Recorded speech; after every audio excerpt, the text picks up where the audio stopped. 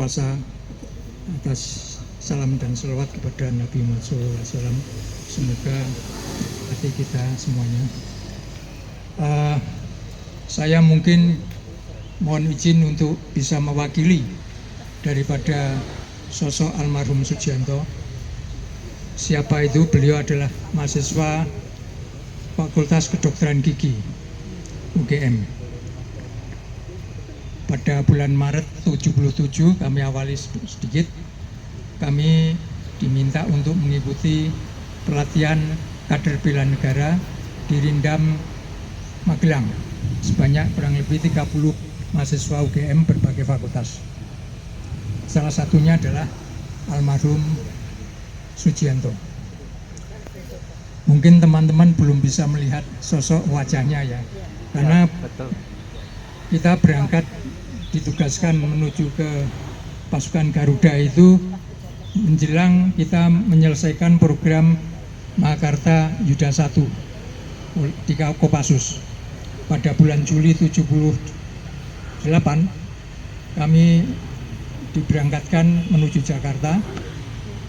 Kami berlima, almarhum Sugianto, almarhum Sugianto Sudarmanu, Fakultas Peternakan, almarhum Handri Ari, Fakultas Sastra, kemudian saya, Joko Prasetyo.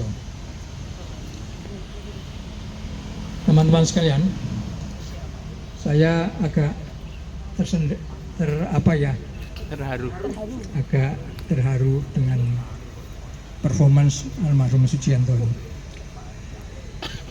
Beliau bersama saya bertugas di Sinai, Padang Pasir Sinai.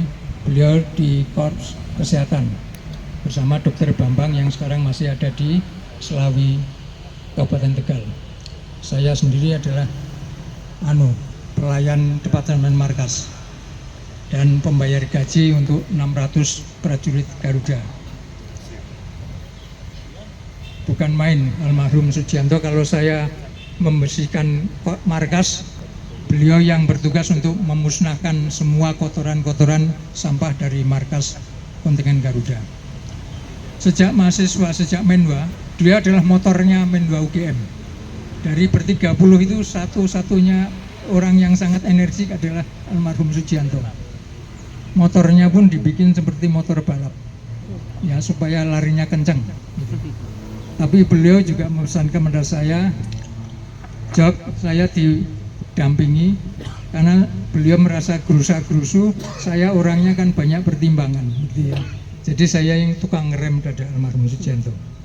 Ini luar biasa, mulai sejak Menwa dibentuk sampai beliau berangkat ke Tni Garuda, tanpa kehadiran almarhum Sugianto, Menwa ini biasa toh, lelet gitu. Anak-anak UGM itu kan tidak sacet-sacet ya pada waktu itu, karena situasi politik masih belum memihak pada namanya kader bela negara. Kemudian sampai pada saatnya kita kembali ke Indonesia pada bulan dari Jakarta, bulan Agustus tahun 79, kami berempat akan pulang ke Jogja. Beliau berlima ini kumpul di Pusat Cadangan Nasional sana. Beliau pesan pada saya, Jok, saya maaf tidak bisa pulang bersama-sama. Cuma nanti saya pesan, kalau saya pulang yang menyambut banyak. Saya tidak punya pikiran apa-apa. Ternyata itu adalah firasat beliau, bahwa beliau akan kembali menghadap Tuhan Yang Maha Kuasa, dan kami yang berempat diwanti-wanti untuk menyambut dengan meriah. Saya kaget pada tanggal 11 Agustus 79 mendapat kabar dari Pusat Cadangan Nasional bahwa almarhum Sugianto meninggal dunia karena tabrakan di Jakarta. Innalillahi wa inna ilaihi raji'un. Setiap yang bernyawa pasti akan kembali kepada Allah. Agak dramatis memang, karena kami tidak pernah bergaul sampai sejauh sedalam data-data tentang beliau. Kami disuruh menyiapkan almarhum Sujianto ini siapa keluarganya, alamatnya di mana. Kami tidak punya sama sekali data tentang beliau, walaupun hubungan kami sangat dekat keseharian di Pusku. Hanya kami kontak Kodim di Kediri ya. Kemudian Kodim mengatakan Kediri punya Mbak Yu di Jakarta. Lalu alamatnya di mana? Tidak tahu. Jadi sehari itu hanya mencari informasi-informasi yang kami di Jogja juga agak panik begitu ya. Kemudian ketemu bahwa Mbak Yunya itu bekerja di perusahaan X. Kami datang ke perusahaan X. Perusahaan X mengatakan mbaknya sedang cuti, tidak jelas mau kemana cutinya. Jadi hubungan antara Kodim Jogja, Jakarta, Puskesmas sama Kodim Kediri sangat intens.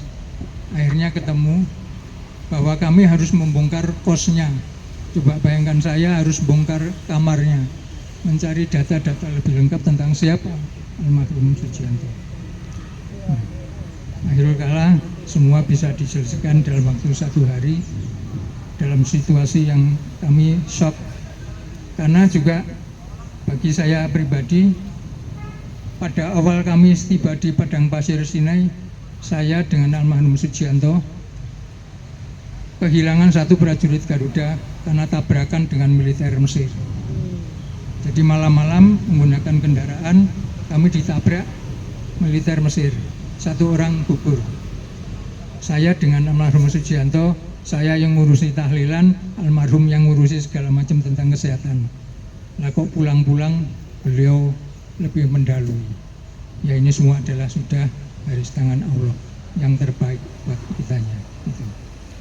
Akhirnya atas pertimbangan Komandan Kodim Minwa Yogyakarta, kontak dengan Kodim Kabupaten Kediri, beliau bisa dimakamkan di Taman Makam Pahlawan Kusuma Bangsa. Jadi saya meyakini bahwa orang baik akan dikenang sama teman-temannya yang baik-baik ini. Saya kira itu yang pesan yang bisa saya tangkap tentang almarhum Sujianto. Saya kira beliau di tempat peristirahatannya ini bisa melihat kita semua berdiri di sini. Beliau mengucapkan alhamdulillah masih dikenang, karena orang baik juga akan dikenang orang baik. Saya kira nanti menjadi contoh buat kita semua bahwa segala sesuatu yang baik akan menjadi baik juga. Angkatan tahun berapa ya? Yo angkatan tahun 73, Dokteran Gigi.